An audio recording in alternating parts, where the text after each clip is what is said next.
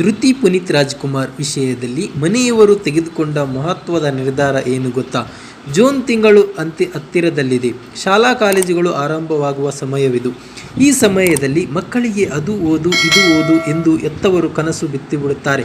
ನನ್ನ ಮಗ ಡಾಕ್ಟರ್ ಆಗಬೇಕು, ಇಂಜಿನಿಯರ್ ಆಗಬೇಕೆಂದು ತಮ್ಮ ಕನಸನ್ನು ಮಕ್ಕಳ ಮೇಲೆ ಹೇರುತ್ತಿರುತ್ತಾರೆ.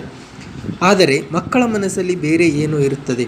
ಒಳ್ಳೆಯ ಕ್ರಿಕೆಟರ್ ಆಗಬೇಕು, ಚಿತ್ರಕಾರ ಆಗಬೇಕು, ಡ್ಯಾನ್ಸರ್ ಆಗಬೇಕು, ಸಮಾಜ ಸೇವಕನಾಗಬೇಕು ಎಂದೆಲ್ಲ ಕನಸುಗಳು ಇರುತ್ತವೆ. ಕೆಲವು ಮಕ್ಕಳು ತಮ್ಮ ವೃತ್ತಿ ಮತ್ತು ವೃತ್ತಿಪರ ಬೇರೆಯಾಗಿರುತ್ತಾರೆ.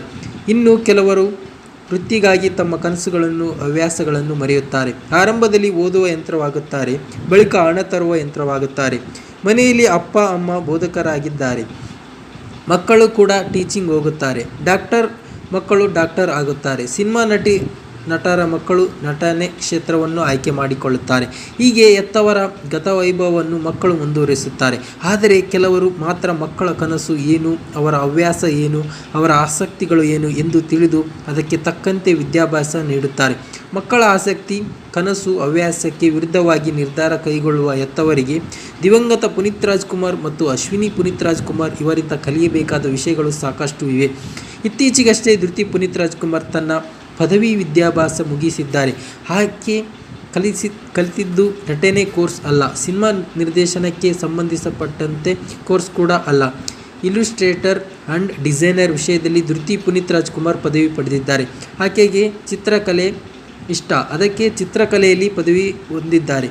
ಆಕೆಯ ಹೆತ್ತವರು ಮಗಳ ಕನಸಿಗೆ ನೀರೆರೆಸಿದ್ದಾರೆ. ನೀನು ಕೂಡ ಅಪ್ಪನಂತೆ ಸಿನಿಮಾ ಕ್ಷೇತ್ರದಲ್ಲಿ ಸಾಧನೆ ಮಾಡು ಎಂದು ಈಕೆಯೇ ಯಾರೂ ಒತ್ತಡ ಹಾಕಿಲ್ಲ. ಹೀಗಾಗಿ ತನ್ನ ಪ್ರೀತಿಯ ಹವ್ಯಾಸವನ್ನೇ ಕರಿಯರ್ ಆಗಿ ರೂಪಿಸಲು ನ್ಯೂಯಾರ್ಕ್ನ Parsons school of the designer illustrator and designer ವಿಷಯದಲ್ಲಿ ಪದವಿ ಪಡೆದಿದ್ದಾರೆ. ತಮ್ಮ ಮಕ್ಕಳ ಹವ್ಯಾಸ, ಆಸಕ್ತಿ, ಕನಸು, ಸಾಮರ್ಥ್ಯದ ಮೇಲೆ ಗಮನ ಹರಿಸದೆ ಬಲವಂತವಾಗಿ ಆಸಕ್ತಿ ಇಲ್ಲದ ಕೋರ್ಸ್ ಕಲಿಯಲು ಪ್ರೇರಿಸಲು ಬಯಸಿದವರಿಗೆ ಇದೊಂದು ಪಾಠ ಅಲ್ಲವೇ?